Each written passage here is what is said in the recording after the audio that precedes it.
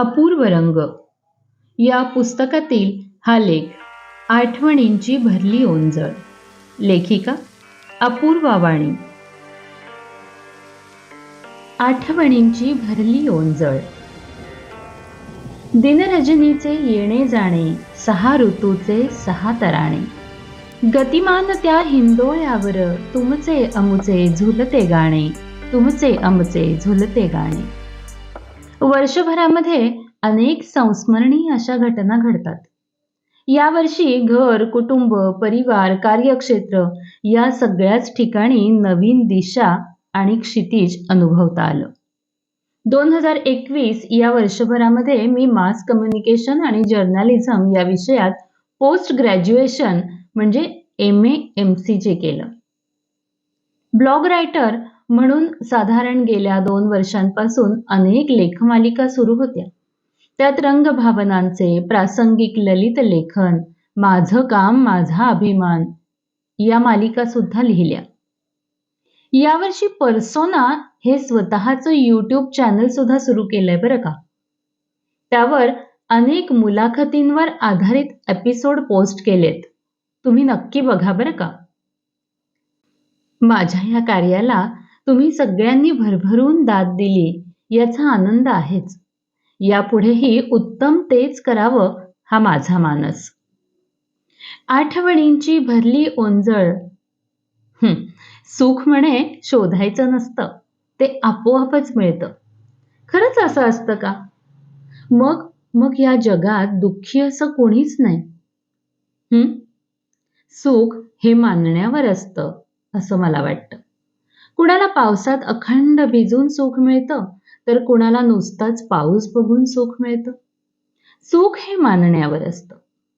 कुणाला प्राजक्ताच्या सुवासात सुख मिळतं, तर कुणाला तीच फुलं तोडून सुख मिळतं. सुख हे मानण्यावर असतं. कुणाला मित्रांमध्ये रमण्यात सुख मिळतं, तर कुणाला एकटंच राहण्यात सुख मिळतं. कारण सुख हे मानण्यावर असतं. कुणाला प्रियकराची वाट बघण्यात सुख मिळतं, तर कुणाला प्रियकराला वाट बघायला लावण्यात सुख मिळतं. सुख हे मानण्यावर असतं हो. कुणाला प्रेम देण्यात सुख असतं, तर कुणाला प्रेम घेण्यात सुख मिळतं. सुख हे मानण्यावर असतं. कुणाला कविता लिहिण्यात सुख मिळतं, तर कुणाला कविता वाचण्यात सुख मिळतं. सुख हे मानण्यावर असतं. कुणाला देवदेव करण्यात सुख मिळतं, तर कुणाला फक्त मनापासून नमस्कार करण्यात सुख मिळतं. कारण सुख हे मानण्यावर असतं हो. कुणाला हसता हसता आयुष्याशी 2 हात करण्यात सुख मिळतं, तर कुणाला रोज रोज रडून रडून जगण्यात सुख मिळतं. कारण सुख हे मानण्यावर असतं. काही आठवणी लिहाव्या असं वाटलं, पण तेव्हापासून मन सारखं भूतकाळातच डोकावते. कितीतरी सुखद दुःखद क्षणांची गर्दी झालीये. या आठवणी मनाभोवती फेर धरून नाचतायत, पिंगा घालतायत. आठवणींचा कोलाज करायला यातलं काय काय घ्यावं बरं? आठवण तशी सरळ सरळ कधीच येत नसते.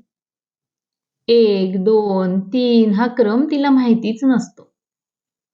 बरं, असाही क्रम आठवणींना आपण लावू शकत नाही ना. फक्त गोडगोडच आठवणी काढणार असं कधी होतं का? नाही ना. आठवणीला स्वतःला कुठलंही वय नसतं. तसेही आठवणी येताना ताज्या ताज्या येतात आणि जाताना परिणाम ठेवून जातात. आठवण म्हणजे कधी अनुभवांची डायरी असते. आठवण मनाला गारवा देते, कधी ओलावा देते. अशाच काही आठवणी जशा क्रमाने आठवतील तशा तुमच्यासाठी अधूनमधून आणणारे माझ्या आठवणींचे मोती.